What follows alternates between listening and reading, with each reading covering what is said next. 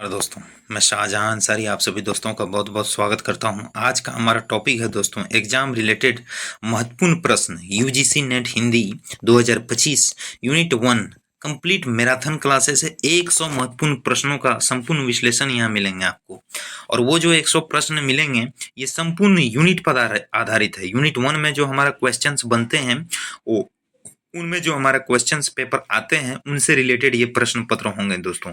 अब बहुत ही इंपॉर्टेंट है क्योंकि एग्जाम की दृष्टि से यूनिट 1 के जो प्रश्न हैं वो अवश्य आते हैं। हो सकता है मैं 100 महत्वपूर्ण यहाँ जो प्रश्न बता रहा हूँ इसमें से आपके 15 या 20 प्रश्न बन जाए या 18 प्रश्न बन जाए, लेकिन यहाँ जितने भी प्रश्न बने हुए हैं ये प्रीवियस ईयर में पूछे गए हुए प्रश्न हैं और बहुत ही सुपर मोस्ट प्रश्न है। क्योंकि मैराथन क्लासेज लंबी है, 100 महत्वपूर्ण प्रश्न है, क्लासेज लंबी होंगी, इससे घबराइएगा नहीं, आप लोगों के लिए फायदा है। तो स्टार्टिंग करते हैं। देखिए, यूजीसी नेट हिंदी यूनिट 1 यानी भाग 1 महत्वपूर्ण प्रश्न एवं उत्तर है। विषय हिंदी साहित्य का इतिहास, प्रवृत्तियां और रूप विकास है। हिंदी साहित्य के 4 प्रमुख युगों का विभाजन सबसे पहले किसने किया? ये बहुत सुपर मोस्ट क्वेश्चन है, कारण कि ये पूछे जा चुके हैं और प्रीवियस ईयर का जो प्रश्न रहता है ना, एक तरह से वो एक्सपीरियंस पर आधारित रहता है। उसको आप जितना अच्छा कीजिएगा ये आप सभी के लिए फायदेमंद होगा, कारण कि आपका एक्सपीरियंस बढ़ेगा तभी आप एग्जामिनेंस को देख सकिएगा और दे सकिएगा, घबराइएगा नहीं। तो हिंदी साहित्य के 4 प्रमुख युगों का विभाजन सबसे पहले किसने किया? आचार्य रामचंद्र शुक्ल ने। तो देखिए आंसर 4 ऑब्जेक्टिव हैं और साथ में उसका आंसर का व्याख्या भी किया गया है दोस्तों। आप पहले बताइएगा क्या आंसर होगा, फिर आप बाद में बताइएगा कि उसका आंसर क्या हो सकता है। आदिकाल को वीर गाथा काल क्यों कहा जाता है? इसमें प्रेम काव्य की प्रधानता है, इसमें भक्ति की भावना प्रबल है, इसमें राजाओं के पराक्रम का वर्णन है, इसमें प्रकृति सौंदर्य का चित्रण है। उत्तर, इसमें राजाओं के पराक्रम का वर्णन है दोस्तों, राजाओं के पराक्रम का वर्णन है इसमें। अब बहुत सुपर मोस्ट प्रश्न है ये, क्योंकि ये पूछे जाते हैं और इंपॉर्टेंट टॉपिक जो होते हैं वो बार बार पूछे जाते हैं।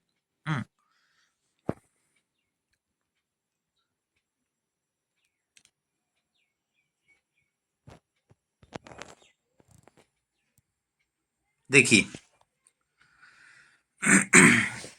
वीर गाथा काल क्यों कहा? आखिर इसमें प्रेम काव्य की प्रधानता है, या इसमें भक्ति की भावना प्रबल है, या इसमें राजाओं के पराक्रम का वर्णन है, या इसमें प्रकृति सौंदर्य का चित्रण है? तो आपको इसमें क्या मिले हैं सबसे ज्यादा आदिकाल में? तो इसमें मिले हैं, इसमें राजाओं के पराक्रम का वर्णन है। पद्मावत जो है किस भाषा में रची गई थी? पद्मावत की भाषा क्या थी? अवधी थी, ब्रज थी, डिंगल थी, या मिश्रित राजस्थानी थी दोस्तों?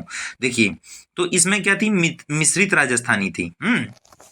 मिश्रित राजस्थानी भाषा थी इसकी। किसकी? पद्मावत की। बहुत इंपॉर्टेंट है, ये बहुत बार पूछा गया है ये प्रश्न और अति आवश्यक है परीक्षा की दृष्टि से। आगे बढ़ते हैं। गोस्वामी तुलसीदास जी को हिंदी साहित्य में किस युग का कवि माना जाता है? इंपॉर्टेंट टॉपिक है ये।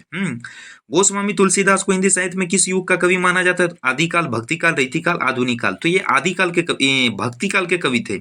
और किसमें थे? भक्ति काल में भी है, सगुन और निर्गुण है ना, तो उसमें किस काल के थे? आप कमेंट में जरूर मुझे बताइएगा। हिंदी साहित्य के रीतिकाल की प्रमुख प्रवृत्ति क्या है? भक्ति भावना थी, या नीति शिक्षण था, या सिंगारिकता था, या यथार्थवाद था? क्या है हिंदी साहित्य का रीतिकाल में? तो सिंगारिकता है ना। भारतेंदु हरिश्चंद्र को किस युग का प्रवर्तक कहा जाता है? किस युग का? रीतिकाल, आधुनिक काल, छायावाद और प्रयोगवाद। तो आधुनिक युग का प्रवर्तक इनको माना गया है। वृत्ति के अनुसार काव्य के कितने भेद होते हैं? 2, 3, 4 या 5? वृत्ति के अनुसार 3 है, कथात्मक, भावात्मक और प्रबोधनात्मक। प्रबोधनात्मक है दोस्तों। ये सब जो टॉपिक है ना, ये इंपॉर्टेंट टॉपिक है और यूनिट 1 पर आधारित 100 महत्वपूर्ण प्रश्न का मैं खंड लेकर के आया हूं, उस पर व्याख्या है। 4 ऑप्शन है, उसके बाद उसका आंसर बगल में है और वो इंपॉर्टेंट टॉपिक है, एकदम पुस्तक का रिलेटेड है। ये प्रीवियस ईयर पुस्तक पर आधारित प्रश्न पत्र है और इनको मैं खुद तैयार किया हूं। खुद बहुत मेहनत लगती है छोटे छोटे प्रश्न को बनाने में। तो दोस्तों, मैं चाहता हूं आप चैनल पर अगर नए हैं तो चैनल को सब्सक्राइब करें, लाइक करें और शेयर करें और कमेंट करें। तो मैं आगे बढ़ता हूं।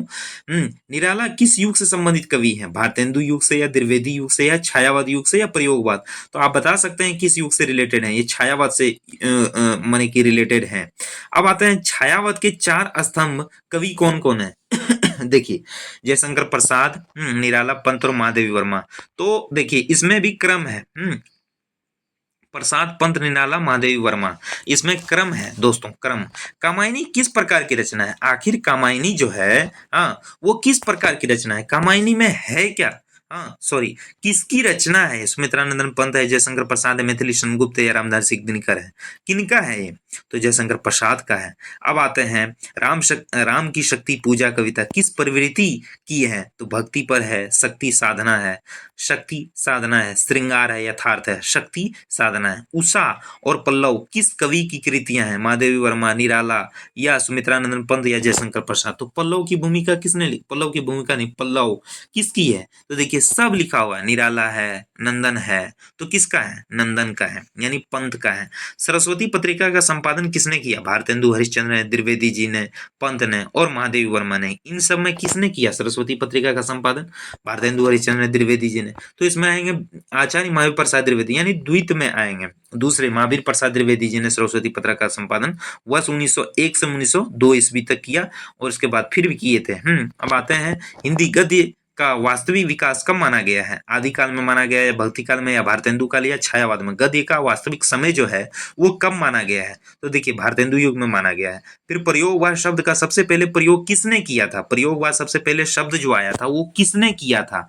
अचानक थोड़ी है कि किसी ने किसी चीज का ये कह दिया, किसी का देखा सुना ही कुछ करता है। हाँ, कुछ चीजों को वो उनमें से अलग करते हैं, उनका प्रवर्तक एक अलग, लेकिन किसी चीजों को लेकर के आना तो आखिर किसी ने तो किया है ना। तो किसने किया? प्रयोगवाद शब्द का सबसे पहले प्रयोग अज्ञेय ने, रामचंद्र शुक्ल ने, धर्मवीर भारती ने या नगेंद्र ने? किसने किया है? अज्ञेय ने किया है। सूरदास किस शाखा के भक्ति कवि थे? निर्गुण, सगुण या सगुण माधुरी या ज्ञान मार्गी? तो सगुण माधुरी शाखा के कवि थे। कबीर किस भक्ति प्रवृत्ति के कवि हैं? सगुण माधुरी या सगुण साखी या निर्गुण ज्ञानाश्रयी या निर्गुण ज्ञानाश्रयी? तो देखिए इसमें जब भी वो रहे हैं निर्गुण, निर्गुण निर्गुण ज्ञानाश्रयी में रहे, हमेशा निर्गुण में थे और ज्ञान देने वाले थे। कहते हैं ना कि कंकर पत्थर जोड़ी के मस्जिद लिए बनाए, है ना। इसके बाद और भी कहा है, और भी बहुत सारा है उनका। मैं एक ही शब्द को यहाँ बोला हूँ, एक ही पंक्ति को, और भी। तो मैंने उन्होंने उपदेशों का बहुत सारा पंक्ति दिया है। आगे बढ़ते हैं। गीतांजलि को हिंदी का अनुवाद किसने किया? गीतांजलि का हिंदी अनुवाद किसने किया? महात्मा गांधी ने, हरिश्चंद्र राय, हरिवंश राय बच्चन ने या सुमित्रानंद पंत ने या रविंद्रनाथ ठाकुर ने गीतांजलि का हिंदी अनुवाद। और इंपॉर्टेंट है गीतांजलि क्या है? कविता संग्रह है गीतांजलि। किसने किया? रविंद्रनाथ ठाकुर, यानी मूल रचिता। हिंदी अनुवाद पंत ने भी किया है इसका। इसके बाद ऋषिमर्थी कविता का प्रमुख विषय क्या है? राधा कृष्ण प्रेम, कर्ण का जीवन संघर्ष, राम का वनवास और भारत की स्वतंत्रता। क्या है? बहुत इंपॉर्टेंट है दोस्तों। देख रहे हैं ना प्रश्न बनने का माने की टाइप क्या है कि ऋषिमर्थी किसकी रचना है वो नहीं पूछा। ऋषिमर्थी कविता का मुख्य विषय क्या है? आप पढ़ लीजिएगा, याद कर लीजिएगा, रचनाओं को याद कर लीजिएगा। उसमें क्या है? राम ने किसको क्या किया, हनुमान ने किसको क्या किया, इस सब का क्या बोलते हैं, अंजन हनुमान की माता है तो उनका क्या है, नहीं है, वो सब चीज पढ़ ली। लेकिन प्रमुख विषय उसमें रहा क्या है वो भी देखा जा रहा है। समझ रहे हैं ना। तो यही है एग्जाम का पैटर्न जो है, अब यही पूछा जा रहा है। तो देखिए राधा कृष्ण का प्रेम वर्णन है, कर्ण का जीवन संघर्ष, यहाँ राम का वनवास है। तो देखिए कर्ण का जीवन संघर्ष इसमें बताया गया है। बी नंबर आंसर है। बहुत इंपॉर्टेंट है दोस्तों, बहुत। ऋषिमर्थी कविता में तो देखिए हिंदी साहित्य का इतिहास नामक ग्रंथ किसका है? द्विवेदी जी का है, आचार्य रामचंद्र शुक्ल जी का है या डॉक्टर नगेंद्र का है या अज्ञेय का? हिंदी साहित्य का इतिहास तो रामचंद्र शुक्ल जी का है। इसके बाद अंधा युग नाटक किसका है? अंधा युग धर्मवीर भारती 54, यही तो है आंसर इसका। मोहन राकेश, लक्ष्मीकांत नारायण, श्रीकांत वर्मा। तो धर्मवीर भारती का है अंधा युग, 54 ईस्वी में है इसका। बहुत इंपॉर्टेंट है वो नाटक, आप पढ़िएगा। यूजीसी नेट के सिलेबस में आधारित नाटक जो हम पढ़ेंगे, यूनिट 8 में है नाटक, उसमें नाटक जो है हमारा 14 या 15 नाटक है यूजीसी नेट का अलग से, उस पर अंधा युग है, धर्मवीर भारती का है 54 ईस्वी। आषाढ़ का एक दिन नाटक किस लेखक का है? मोहन राकेश का है। बहुत इंपॉर्टेंट है मोहन राकेश, भीष्म साहनी और राही मासूम रजा। आषाढ़ का एक दिन ये पहला नाटक है मोहन राकेश का। इसके बाद हिंदी निबंध साहित्य का आरंभ किससे माना जाता है? हिंदी निबंध साहित्य का आरंभ जो है किससे मानना चाहिए? तो देखिए द्विवेदी यू, भारतेंदु हरिश्चंद्र या प्रेमचंद या हजारी प्रसाद द्विवेदी, किनसे माना चाहिए? तो देखिए यहाँ लिखा है द्विवेदी जी से माना जाए, यानी द्विवेदी यहाँ महावीर प्रसाद द्विवेदी नहीं, आचार्य हजारी प्रसाद द्विवेदी। महावीर प्रसाद द्विवेदी जी ने जी भी हैं, लेकिन हजारी प्रसाद द्विवेदी का यहाँ बात किया गया है। इसके बाद प्रेमचंद की पहली कहानी कौन सी थी? देख रहे हैं, पूस की रात या पंच प्रवेशवत या सोजे वतन था या कफन था, क्या था? यहाँ पूछ रहा है उनका, ये भी नहीं पूछ रहा है कि उर्दू में रचित हिंदी पहला रूपांतरण क्या है, नहीं, डायरेक्ट पूछ रहा है पूस की रात या पंच परमेश्वर या सोजे वतन या कफन। तो पंच परमेश्वर है उनकी कहानी सबसे पहले। सोजे वतन, सोजे वतन है, देखिए यहाँ सोजे वतन दिया है, सोजे वतन ही है। गोदान उपन्यास का मुख्य विषय क्या है? भारतीय समाज का वर्ग संघर्ष है, किसान जीवन की त्रासदी है, प्रेम और राजनीति है, स्वतंत्रता आंदोलन, क्या है आखिर? गोदान उपन्यास में 1936 में जो रचित है प्रेमचंद जी द्वारा उपन्यासों का उपन्यास कहा गया है उनको, गोदान को।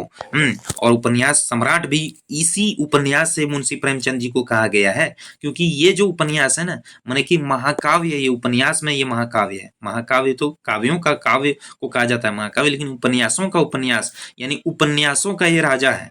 गोदान को आप पढ़िए कम से कम 4 बार, मैंने तो 5-6 बार पढ़ा है, और बहुत ही सुपर मोस्ट है वो, बहुत ही सुपर मोस्ट। उसमें तो प्रश्न बनते ही, अति आवश्यक है कि उससे बनते हैं, हर सेक्शन में बनते हैं। प्रेमचंद जी पर आधारित हर सेक्शन के एग्जामिनेशन में क्वेश्चंस पूछे जाते हैं। और किस पर आधारित है? देखिए किसान की जीवन की त्रासदी पर आधारित है वो, किसान का वर्णन किया गया है, किसान का। अब देखिए क्या मैं इसी पैटर्न में बाकी 75 प्रश्न तैयार कर रहा हूँ? तो देखिए आगे है इसके विश्लेषण दिया गया है, बहुत बढ़िया शाहजहां जी, नीचे दिया गया यूजीसी नेट हिंदी।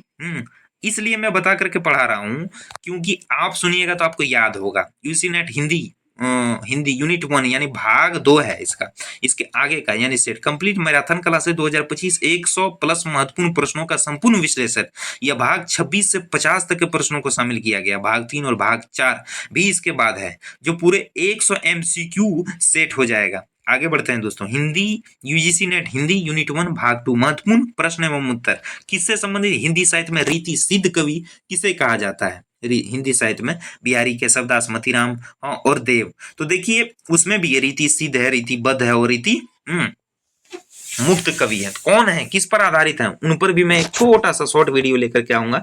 ये लंबी वीडियो अगर बोलिएगा तो मैं लंबी वीडियो भी लेकर के आऊंगा, और उस पर मैं बताऊंगा कि कौन किसमें आते हैं, कौन से कवि रीति मुक्त में है, कौन से रीतिगत ये रीति सिद्ध में है, कौन रीति बद्ध में है। ऐसा है, 3 खंड है ना, तो तीनों खंड। तो देखिए इसमें आएंगे आपका केशवदास, रीति सिद्ध कवि में केशवदास। इसके बाद देखिए दोस्तों, रीति मुक्त कवि शब्द किसके लिए प्रयुक्त होता है? वे कवि जो रीति परंपरा से मुक्त हैं, वे कवि जो नीति काव्य लिखते हैं, वे कवि जो श्रृंगार विषय कवि लिखते हैं, वे कवि जो ब्रज भाषा में रचना करते हैं। तो आपको भी बताना है कि रीति मुक्त कवि किन से रिलेटेड है? वे कवि जो रीति मुक्त परंपरा से मुक्त रहते हैं, है ना। तो देखिए यहाँ शॉर्ट में लिखा गया वे कवि जो रीति परंपरा से मुक्त कवि, उनकी व्याख्या भी है, आप इसमें कंफ्यूज नहीं होइएगा। कोई ऐसा प्रश्न रहेगा जो आपको कंफ्यूज करने के लिए ही देता है एग्जामिनर।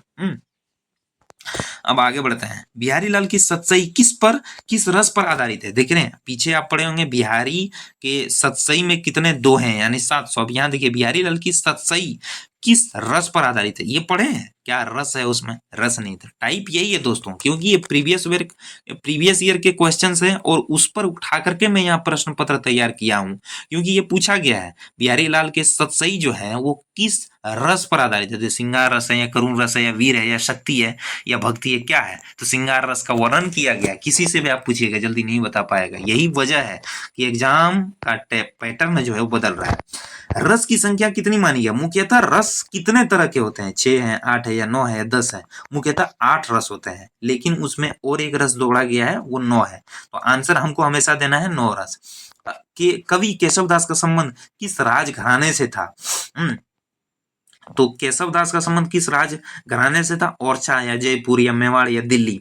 तो इसमें आएगा ओरछा नरेश, वो भी राजस्थान के थे। तो ओरछा के वहां करके बसे, तो उनके बारे में, केशवदास के बारे में मैं पूरा डीपली प्रश्न पत्र लेकर के आऊंगा। उसके ऊपर में पूरा संपूर्ण विवेचना रचनाओं पर, उनके ऊपर पर पूरा का पूरा 2 घंटे का क्लासेज होगा, चलेगा कोई बात नहीं, लेकिन इनके ऊपर में लेकर के आऊंगा। बहुत इंपॉर्टेंट है ये, इनसे रिलेटेड प्रश्न अति आवश्यक हर एग्जाम में पूछे जाते हैं। मैं बताया था ना आपको पिछले क्लासेज में, मैं बोल चुका हूं कि कुछ कुछ साहित्यकार ऐसे हैं जिनके बारे में हर सेक्शन में एग्जाम बनते हैं, एग्जाम में पैटर्न बनते हैं उनका। अब आता है नायिका भेद का उल्लेख सबसे पहले किस ग्रंथ में मिलता है? रस गंगाधर में, या नाट्य शास्त्र में, या साहित्य दर्पणीय में, या कामसूत्र में? किसमें मिलता है नायिका भेद का वर्णन? तो देखिए नायिका भेद का वर्णन सबसे पहले कामसूत्र में मिलता है। कामसूत्र किसकी पुस्तक है? तो आप मुझे कमेंट में बताइएगा। बहुत इंपॉर्टेंट है ये पुस्तक, बहुत सुपर मोस्ट है ये पुस्तक। रीतिकाल में कौन सी भाषा प्रमुख थी? अवधी थी, या ब्रज भाषा थी, या खड़ी बोली, या बुंदेली थी? क्या थी? तो अवधी भाषा या ब्रज भाषा, ये दोनों को आप चुनिए। दोनों में फिर आपको चुनना है क्या? ब्रज। रामचरितमानस का आरंभ किस चंद्र मास में होता है? देख रहे हैं रामचरितमानस, आप पढ़िएगा कि इसमें कौन सा खंड है, क्या है, किसकी रचना है, पहला खंड में क्या है, दूसरा खंड में क्या है, तीसरा खंड में क्या है, भाग पूछे जाते हैं, वो अति आवश्यक वो भी है। लेकिन देखिए यहाँ पूछा गया, क्या कहा है कि आरंभ किस चंद्र माह में होता है? चैत्र माह, या भाद्र माह, या श्रावण, या आश्विन? क्या किस माह से वो स्टार्टिंग होता है? रामचरितमानस जो अध्याय है उसमें वो हमारा रचित है, सिलेबस में है। तो देखिए चैत माह, पूस, माघ, फागुन, चैत यानी अप्रैल, अप्रैल और मई का माने कि मिडिल में, तो वो है चैत मास है।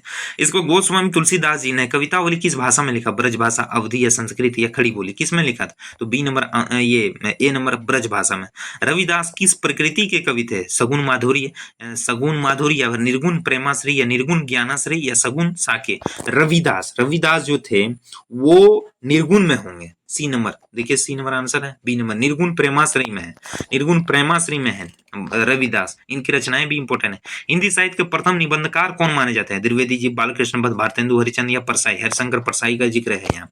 तो देखिए सबसे पहले बालकृष्ण भट्ट माने जाते हैं, सबसे प्रथम निबंधकार, सबसे पहला निबंध। और इनकी एक जो रचना है वो बहुत इंपॉर्टेंट है, बालकृष्ण भट्ट के।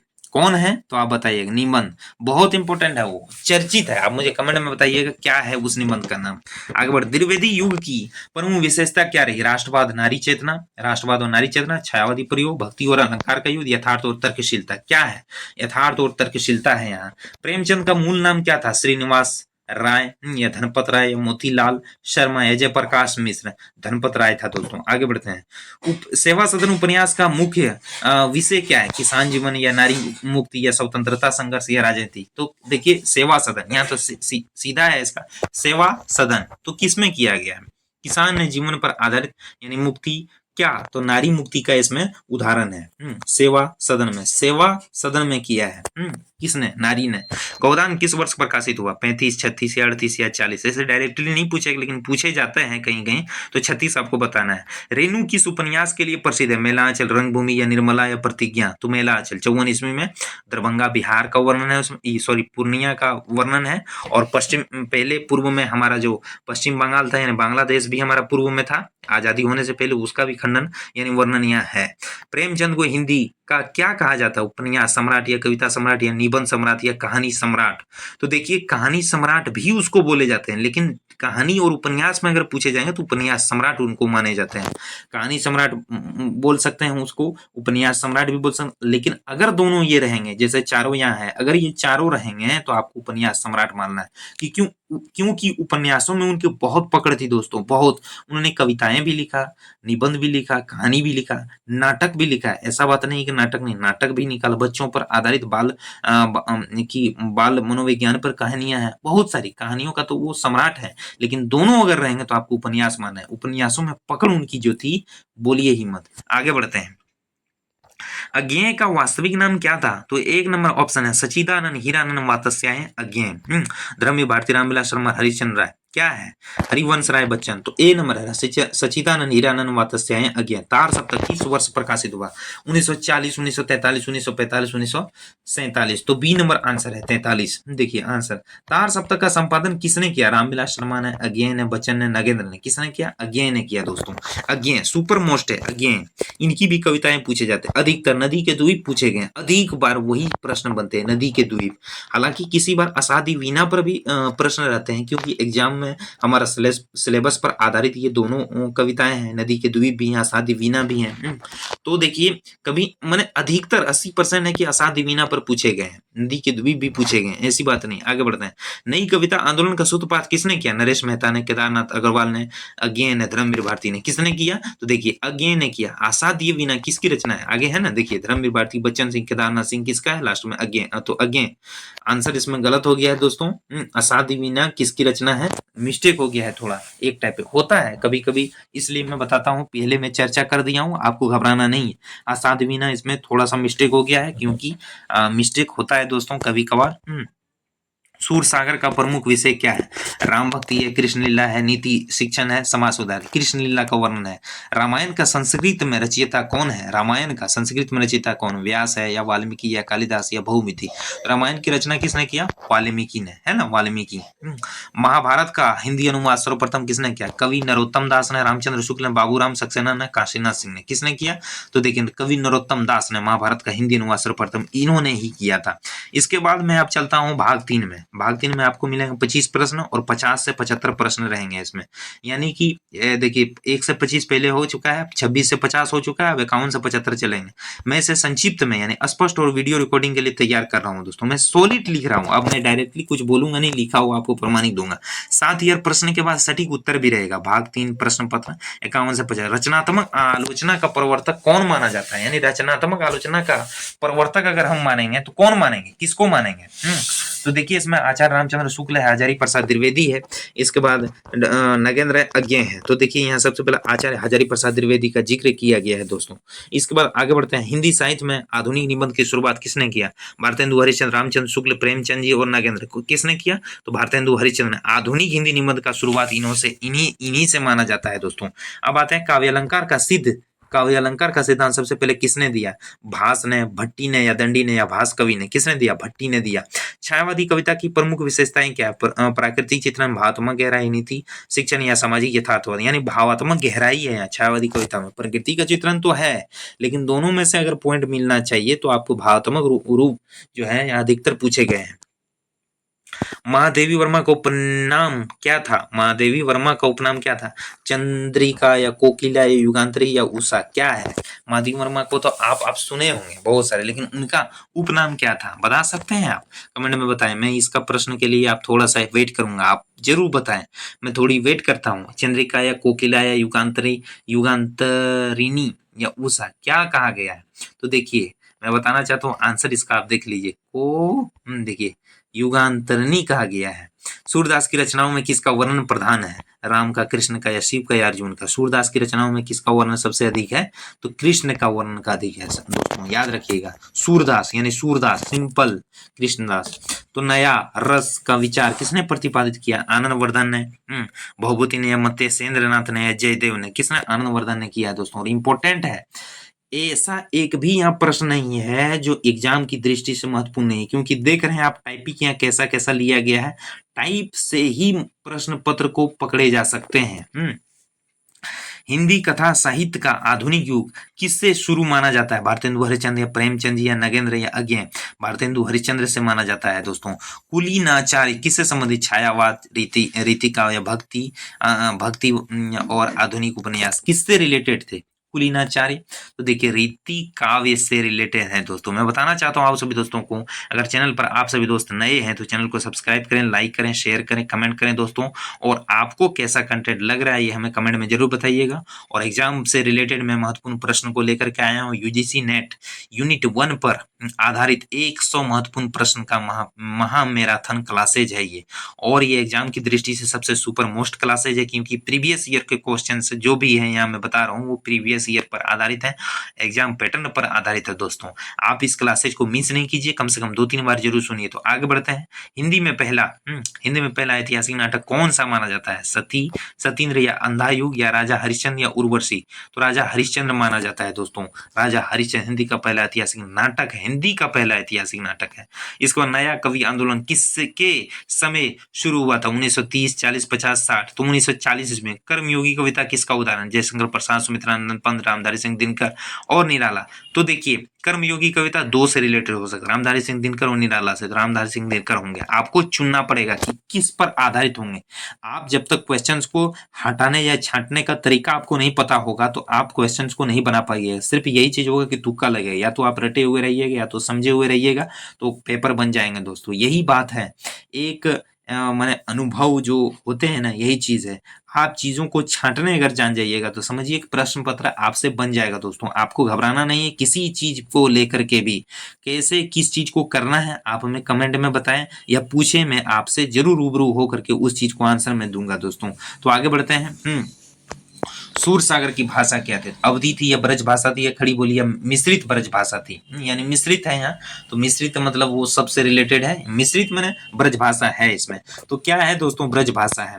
तो महाकवि किसे कहा जाता है? जिनकी काव्य रचना विशाल और अद्भुत हो, जो नीति काव्य लिखते हो, जो समाज चेतना पर केंद्रित हो, जो भक्ति कविता लिखते हो, जो भक्ति कविता लिखते हो। तो क्या है? जिनकी काव्य रचना विशाल और अद्भुत हो दोस्तों, जिनकी काव्य रचना जो है विशाल और अद्भुत हो। इसको ऋषिमर्थी किस भाषा में रचित है? खड़ी बोली, संस्कृत या हिंदी?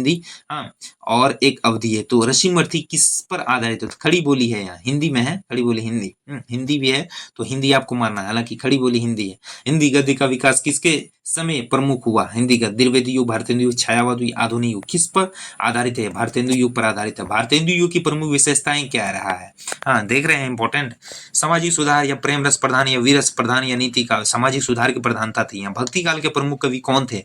सूरदास, तुलसीदास, कबीर और मीराबाई। बिहारी या केशवदास या भारतेंदु हरिचंद्र या निराला पंत। तो देखिए सबसे पहले इसमें क्या पूछा गया? भक्ति काल। भक्ति काल में देखिए भारतेंदु निराला पंत नहीं होंगे, कि बिहारी, केशवदास। अब आते हैं सूरदास, तुलसीदास, कबीरदास, मीराबाई। तो देखिए भक्ति काल में कौन कौन है नहीं है आपको छांटना पड़ेगा। देखिए सबसे पहले आंसर ऊपर में सूरदास, तुलसीदास और कबीर और मीराबाई हैं दोस्तों। आगे बढ़ते हैं 69 नंबर। कबीर का काव्य किस प्रवृत्ति से संबंधित है? सगुण, निर्गुण, वीर और नीति, यानी निर्गुण से इनका रिलेटेड। मेला आंचल उपन्यास के लेखक कौन है? फणीश्वर नाथ रेणु है। Renu B number. प्रेमचंद जी है, रेणु है। भीष्मसानी शिव पूजन साहित्य, फणीश्वर नाथ रेणु यानी बी नंबर आंसर। अंधा युग नाटक का विषय क्या है? कौरव पांडव युद्ध है, सामाजिक स्वतंत्रता संग्राम है, सामाजिक सुधार है, नारी मुक्ति है। क्या है अंधा युग नाटक में? आखिर है ये नाटक में तो क्या है? स्वतंत्रता संग्राम है, कौरव और पांडव युद्ध है। क्या है? देख रहे हैं कौरव पांडव का युद्धों का वर्णन है दोस्तों यहाँ।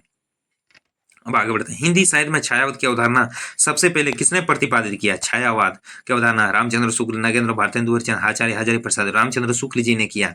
हाँ।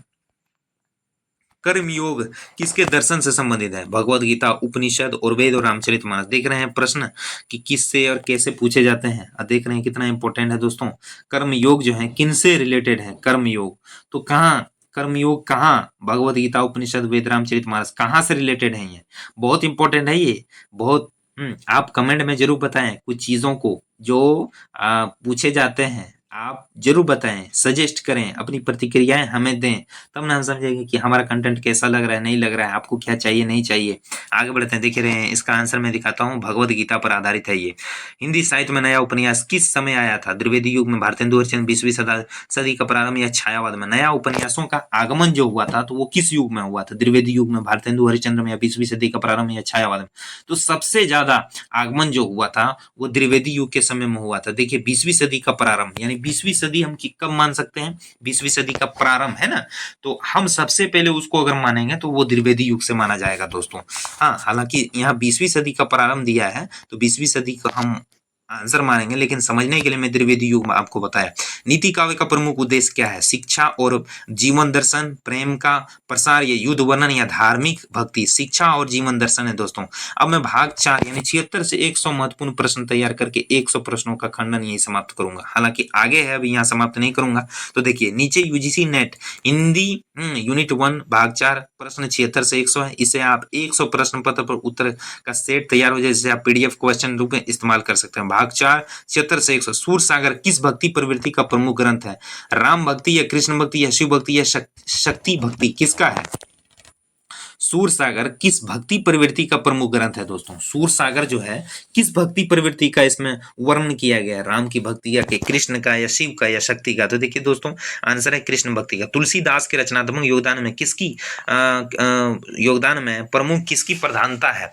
तो वीर रस की प्रधानता है या भक्ति रस और नीति रस, श्रृंगार और करुण, किसकी है? तो भक्ति और नीति। देखिए, मैं आपको लग रहा होगा कि स्पीड पढ़ा रहा हूँ, लेकिन देखिए मेरा कहने का मतलब है मैं 2 घंटे क्लासेज लूंगा, आपको 50 प्रश्न बताऊं, फायदा क्या है? मैं प्रयास करूंगा 30 से 40 मिनट या 50 मिनट के अंदर मैं आपको 100 महत्वपूर्ण प्रश्नों का खंडन तैयार करके दूं, ताकि आप अगर सुनिएगा उसको तो आपके लिए फायदा होगा। अगर मैं 2 मिनट अगर ले लूं तो 2 मिनट में हो सकता है 4 महत्वपूर्ण प्रश्न बता दूं, लेकिन वही 2 मिनट अगर एक महत्वपूर्ण प्रश्न पर चर्चा अगर करते रहूं तो नहीं ना होगा, क्योंकि 100 महत्वपूर्ण प्रश्न ही है यहाँ। ऐसा नहीं कि एक ही प्रश्न यहाँ महत्वपूर्ण है, नहीं, 100 महत्वपूर्ण यहाँ प्रश्न है, सब अपने आप में महत्वपूर्ण है, इसलिए चर्चा करना। हाँ, कहीं कहीं चर्चा भी की जाती है, ऐसी बात नहीं है, मैं किया हूँ क्लासेज में, आप देखिए मैं किया हूँ, लेकिन कहने का तात्पर्य यह है कि मैं जल्दी चाह रहा हूँ कि आपका जहां तक हो मैं आपको मदद करूं, समझ रहे हैं ना? तो आगे बढ़ते हैं। रामचरितमानस की भाषा क्या थी? अवधी थी या ब्रज भाषा या खड़ी बोली या संस्कृत? तो अवधी थी, कभी भूलिएगा नहीं, ये पीछे में भी प्रश्न पूछे गए हैं, रामचरितमानस की भाषा क्या है?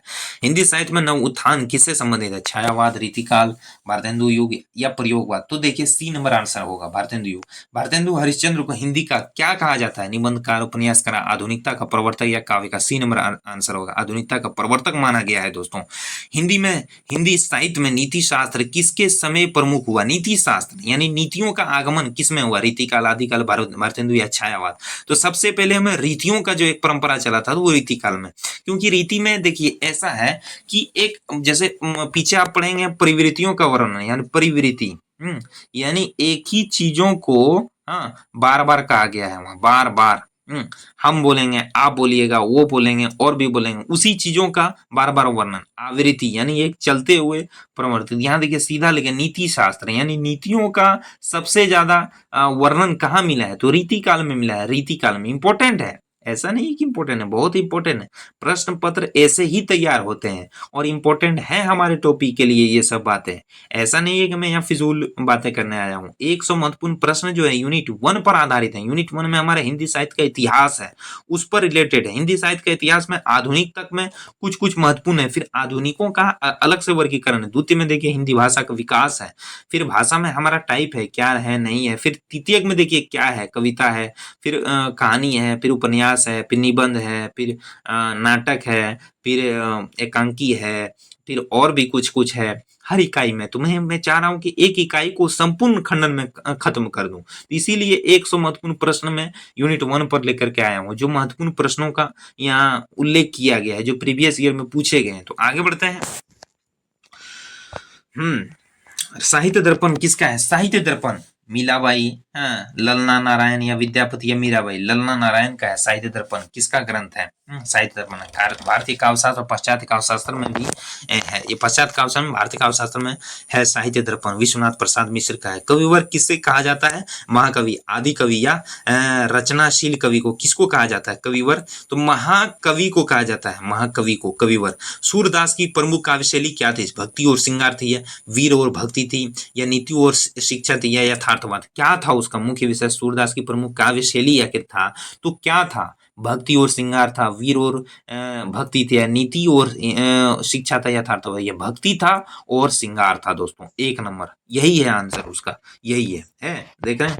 नया उपन्यास, क्योंकि सूरदास ने अधिकतर श्रृंगारों पर वर्णन किया है और भक्ति रिलेटेड, उन्होंने कहीं वीर किया है ऐसा नहीं, लेकिन अधिकतर यहाँ पूछा गया है। अब नया उपन्यास किस प्रवृत्ति से प्रभावित? सामाजिक यथार्थ, भक्ति, श्रृंगार, वीर, सामाजिक यथार्थवाद से संबंधित है। अज्ञेय का योगदान हिंदी साहित्य में किस क्षेत्र में सबसे अधिक है? कविता और आलोचना में, कहानी और उपन्यास में, नाटक और सभी में? तो कविता और आलोचना में भी है, कहानी और उपन्यास में भी है, नाटक में भी है और सभी। तो इन सब में से सबसे अधिक किस में है? तो सभी में है दोस्तों। कहानी भी किया है, उपन्यास भी किया है, कविता भी किया है, आलोचना भी किया है, नाटक किया, क्योंकि बीएससी के स्टूडेंट थे वो, और अधिकतर वो जेल में रहे थे, और कविता अधिकतर उन्होंने जेल में लिखे थे, और वो बम भी बनाया करते थे। एक महत्वपूर्ण प्रीवियस ईयर का कहीं सेट का एग्जाम होने वाला था, या राजस्थान का या एचपी का, तो वो वहां पूछे गए थे। हिंदी साहित्यकार का एक ऐसा कौन सा साहित्यकार है जो बम बनाने टाइप में कुछ ऐसे रिलेटेड महत्वपूर्ण प्रश्न थे वो पूछे गए थे। तो वो है हमारा अज्ञेय है, क्योंकि बीएससी के थे वो बहुत शिक्षित थे, बहुत एजुकेटेड थे वो अपने आप में, और रियल उनकी प्रामाणिकता हमें उनके काव्यों में मिलती है, उपन्यासों में मिलती है, रचनाओं में मिलती है।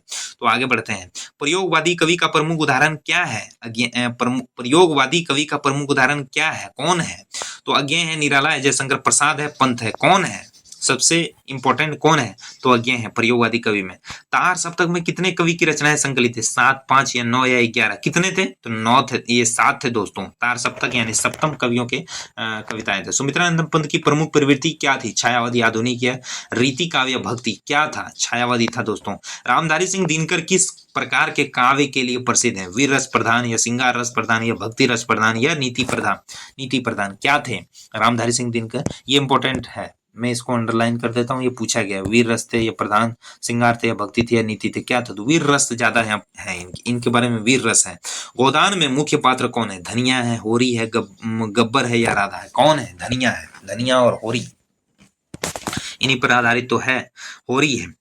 धनिया और होरी, तो होरी। हिंदी साहित्य में नई कविता का आंदोलन शुरू कब हुआ दोस्तों? 1920, 1930 या 1940 ईस्वी या 1950 ईस्वी? कब? 1950 ईस्वी तो मान सकते हैं, लेकिन 40 से नई कविता आना शुरू हो गया। निराला की प्रमुख काव्य रचनाएं कौन सी है? राह, त्रोपन, परिजात, निराला, आजीवन, निहारिका, सूरज की पहली किरण, कामायनी। क्या है? राह है, त्रोपन है, पारिजात है, आजीवन है, निहारिका है। तो क्या है? राह है, त्रोपन है, पारिजात है। मैं आंसर दे चुका हूं, ए नंबर आंसर है। माधवी वर्मा का प्रमुख काव्य किस रस पर आधारित है? श्रृंगार है, करुण है, वीर रस है और भक्ति है। माधवी वर्मा का प्रमुख काव्य जो है किस रस पर आधारित है? तो वो करुण रस। ज्यादा उन्होंने दर्द भरी रचनाओं को किया है, बी नंबर करुण। क्योंकि वो, आपको सटीक बात बताता हूँ, चर्चा कर देना किसी चीज में इंपॉर्टेंट होता है। माधवी वर्मा जो थी वो बदसूरत थी, कहा जाता है शकल उसकी नहीं थी, लेकिन अकल जो थी वो बहुत थी दोस्तों। तो जान रहे हैं, जहां शकल नहीं रहेंगे तो वहां तो समझ रहे हैं ना, तो बात वही चीज है। उन्होंने दर्द भरे अपने जो उसके तन मन में जो रह गए, उन्होंने सारे चीजों को साहित्य में लिख दिया। और बड़ी शिक्षित थी वो, बहुत शिक्षित थी। मैं मानता हूं कि वैसी स्त्री होनी चाहिए। वो देखने में कुरूप थी, कुरूप कहा जाता है, यानी सुंदर नहीं थी, इसलिए उसके जो हस्बैंड थे उनके तरफ मोहित नहीं थे, बशर्ते उनको दर्द थे उसके शरीर में, दर्द, कनप, तड़प। तो उन्होंने कविताओं में उस चीज को लिख दिया, साहित्य में लिख दिया, रचनाओं में लिख दिया और प्रकाशित कर दिया। वो इतिहास बन गया। उनकी एक है रचना, बहुत इंपॉर्टेंट है, बहुत। आप मुझे बताइएगा, सबसे पहला जो मिला था उनको, महादेवी वर्मा को मिला है ना हमारा ज्ञानपीठ पुरस्कार, किस पर मिला है? आप मुझे कमेंट में बताइएगा। और इंपॉर्टेंट है, आप उस चीज को पढ़िए। मैं एक लाइन बोल, मैं नीर भरी दुख की बदली, लिखा है ना वो, मैं नीर भरी दुख की बदली। कितना इंपॉर्टेंट, उस चीज को आप पढ़िए। मैं यहाँ चर्चा नहीं करूंगा, ज्यादा लंबा हो जाएगा क्लास। तो देखिए, और एक लाइन है उसका, कि आज मैं दुख में हूं, तुम मुझे दुख दे रहे हो, कल तुम्हारा दुख आएगा। उसका अर्थ देखिएगा, उसको पढ़िएगा ना, पढ़िएगा तब मजा आए। आगे बढ़ते हैं। जयशंकर प्रसाद की प्रमुख काव्य रचना कौन सी? कामायनी है, सूरज की पहली किरण है, राह है, गोदान है। जयशंकर प्रसाद कामायनी में चर्चित है। कामायनी, आंसू 25, वो भी है आंसू 25, कामायनी 36। कबीर के दो प्रमुख प्रवाह कौन से हैं? निर्गुण और सगुण, श्रृंगार और विष, नीति और भक्ति। तो मैं, देखिए, आंसर तो आपको मैं दे सकता हूं, लेकिन मैं चाहता हूं कि आपको सबूत दूं। तो उसके लिए मैं आंसर दिखा करके बोलता हूं, आपके लिए भी बेहतर, हमारे लिए बेहतर, क्योंकि मैं गलत नहीं बोलूं, आपको सबूत दे दूं। तो इसलिए ये ऑब्जेक्टिव टाइप का मैं लेकर के आया हूं। वीर रस करुण। कबीर के दो प्रमुख प्रवाह कौन से हैं? निर्गुण और सगुण, श्रृंगार और वीर, नीति और भक्ति, वीर और करुण। तो यहाँ देखिए, डी नंबर इसका आंसर होना चाहिए। निर्गुण और सगुण है, मैं बोलता हूं, देखिए निर्गुण और सगुण है, मैं डी नंबर बोला था, हालांकि ए नंबर है यहाँ। कविता के रस में प्रमुख किसका उल्लेख है? कविता के रस में प्रमुख किसका उल्लेख है? भरत है, वाल्मीकि, कालिदास और भवभूति है। किसका है? कविता के रस में प्रमुख किसका उल्लेख किया गया है दोस्तों? अब पहुंचने वाले हैं हम अपने मंजिल पर। तो देखिए, कविता के रस में प्रमुख किसका उल्लेख किया गया? भरत या वाल्मीकि या कालिदास या भवभूति? तो भरत का उल्लेख किया गया। हिंदी साहित्य में आधुनिक निबंध का स्वरूप किसने दिया? हिंदी साहित्य में आधुनिक निबंध का स्वरूप किसने दिया? ये बहुत इंपॉर्टेंट है।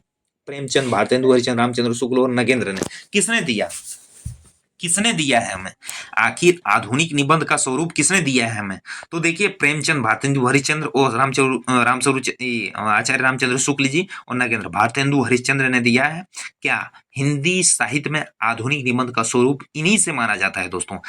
आगे के आलोचनात्मक ग्रंथ का नाम क्या है? साहित्यिक आलोचना है, कविता और आलोचना है, नई कविता के आयाम है, आलोचना की दिशा।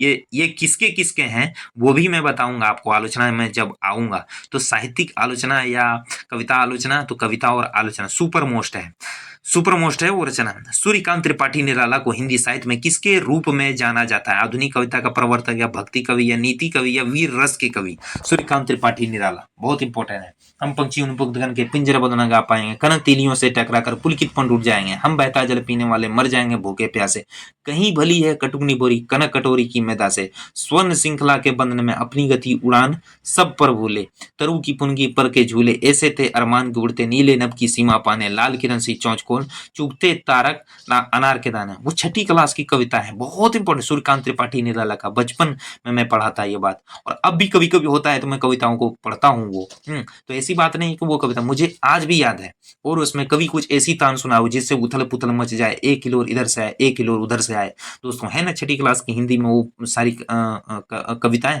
तो कविताओं को याद रखना होगा। आप साहित्य के स्टूडेंट हैं, कविताओं को याद रखना पड़ेगा दोस्तों। तो देखिए क्या है, सूर्यकांत त्रिपाठी निराला को हिंदी साहित्य में किसके रूप में जाना जाता है? आधुनिक कविता का प्रवर्तक या भक्ति कवि या नीति कवि या वीर रस। तो हमारे अनुमान से 1 नंबर आंसर होने चाहिए और हैं। तो अब आपके पास 100 MCQ प्लस आंसर का पूरा सेट तैयार हो चुका है दोस्तों। देखते हैं, मैं हर चीज को अब लिख करके बता रहा हूं, क्योंकि लिखने के बाद आप देखिएगा आपकी समझ बढ़ेंगे, आपकी आंखें जो चीज को देखेंगे, दिमाग उस चीज को सोचेगा और उस पर निर्णय लेने का विचार तय करेगा। तो देखिए तैयार हो गया, जिसमें 100 महत्वपूर्ण प्रश्न है, भागवार यानी 1 से 4 तक है, और हर क्लासेज का मैं आपको दिया हूं ऊपर में नोटिफिकेशन की 50 से 75 या 75 से 100, तो उस टाइप में है। क्लासेज लंबी नहीं हुए, आधे घंटे 40 मिनट या 33-40 मिनट की क्लासेज हैं। तो आप इनको हो सकता है मेरे ख्याल से 2-3 बार आप सुनिए, फिर आप चौथी बार जो भी मैं प्रश्न पत्र को बनाया हूं, आप एक ऑब्जेक्टिव टाइप में डायरेक्ट आंसर लिखिए। जैसे यहाँ क्या लिखा है, आधुनिक कविता का प्रवर्तक सूर्यकांत त्रिपाठी निराला को क्या कहा जाता है? तो आधुनिक कविता का प्रवर्तक माना जाता है। 3 ऑब्जेक्टिव मत लिखिए, डायरेक्ट आप लिखिए, उस चीज को आप बनाएगा तो 100 महत्वपूर्ण प्रश्न रहेंगे। आप कम से कम सप्ताह में 1 बार उस अपने बनाए हुए